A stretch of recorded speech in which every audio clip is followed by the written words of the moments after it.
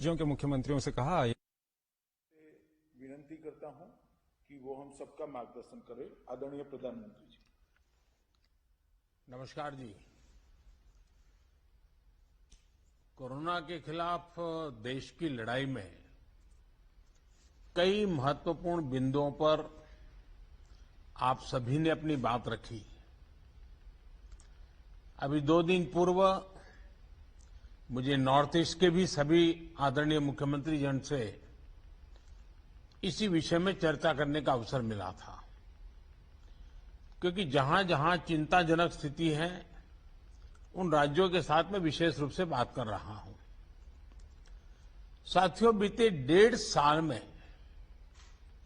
देश ने इतनी बड़ी महामारी से मुकाबला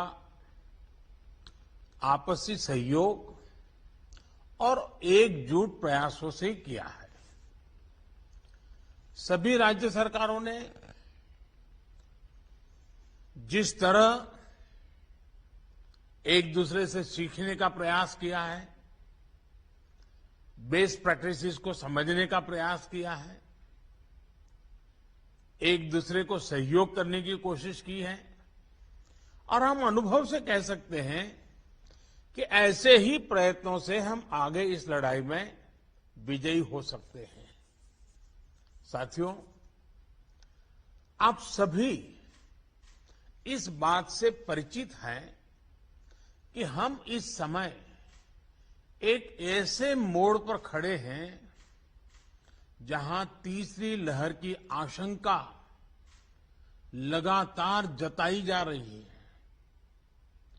देश के अधिकांश राज्यों में केसेस की संख्या जिस तरह कम हुई थी, उसने कुछ राहत साइकोलॉजिकली फील होता था, कुछ राहत महसूस हो रही थी। विशेषज्ञ इस डाउनवर्ड ट्रेंड को देखकर उम्मीद भी कर रहे थे कि जल्द ही देश दूसरी लहर से पूरी तरह बाहर आ जाएगा। लेकिन कुछ राज्यों में केसेस की बढ़ती हुई संख्या अभी भी चिंताजनक बनी हुई है। साथियों, आज जितने राज्य, 6 राज्य आज हमारे साथ हैं, इस चर्चा में शामिल हुए हैं, पिछले हफ्ते के करीब 80% नए केसेस आप जो इन राज्यों में है उन्हीं राज्यों से आए हैं।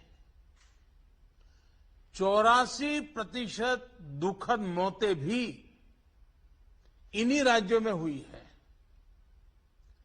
शुरुआत में विशेषज्ञ ये मान रहे थे कि जहां से सेकेंड वेव की शुरुआत हुई थी, वहां स्थिति अन्य की तुलना में पहले नियंत्रण में होगी। लेकिन महाराष्ट्र और केरल में केसेस का इजाफा लगातार देखने को मिल रहा है। ये वाकई हम सबके लिए, देश के लिए एक गंभीर चिंता का विषय है। आप सब इससे परिचित हैं कि ऐसे ही ट्रेंड हमें सेकेंड वेव के पहले जनवरी फरवरी में भी देखने को मिले थे।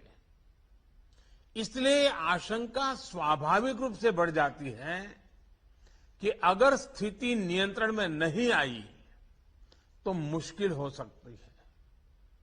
बहुत जरूरी है कि जिन राज्यों में केसेस बढ़ रहे हैं, उन्हें प्रोएक्टिव मेजर्स लेते हुए तीसरी लहर की किसी भी आशंका को रोकना होगा।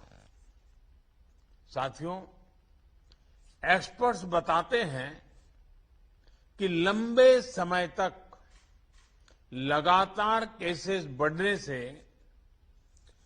कोरोना के वायरस में म्यूटेशन की आशंका बढ़ जाती है, नए नए वेरिएंट्स का खतरा बढ़ जाता है।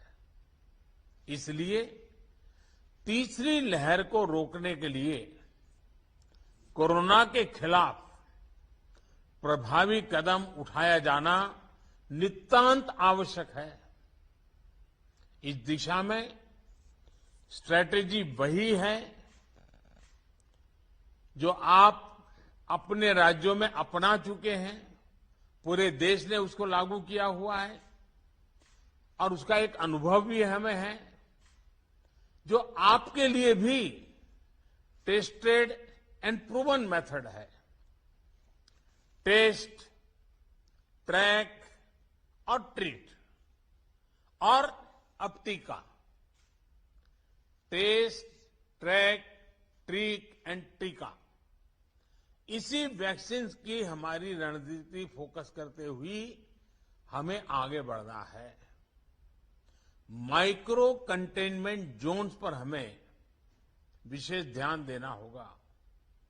जिन जिलों में पॉजिटिविटी रेट ज्यादा है, जहां से नंबर ऑफ केसेस ज्यादा आ रहे हैं, वहां उतना ही ज्यादा फोकस भी होना चाहिए। अभी जब मैं नॉर्थ ईस्ट के साथियों से बात कर रहा था तो एक बात उभर करके आई कि कुछ राज्यों ने लॉकडाउन ही नहीं किया, लेकिन माइक्रो कंटेनमेंट जोन पर बहुत बल दिया और उसके कारण वो स्थिति को संभाल पाए। टेस्टिंग में भी ऐसे जिलों पर विशेष ध्यान देते हुए पूरे प्रदेश में टेस्टिंग को ज्यादा से ज्यादा बढ़ाया जाना चाहिए। जिन जिलों में, जिन इलाकों में संक्रमण ज्यादा है, वहां वैक्सीन भी हमारे लिए एक स्ट्रैटेजिक टूल है।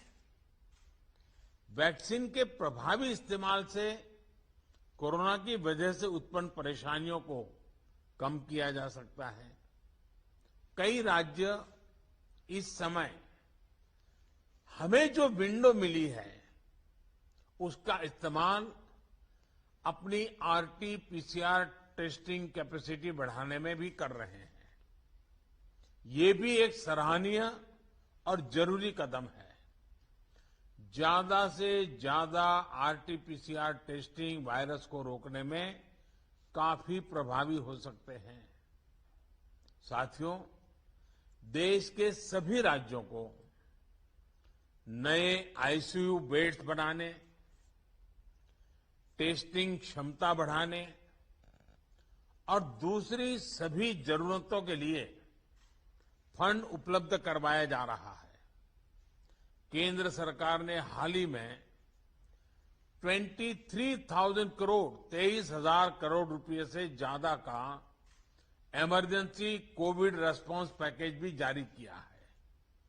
मैं चाहूंगा कि इस बजट का उपयोग हेल्थ इंफ्रास्ट्रक्चर को और मजबूत करने के लिए हो।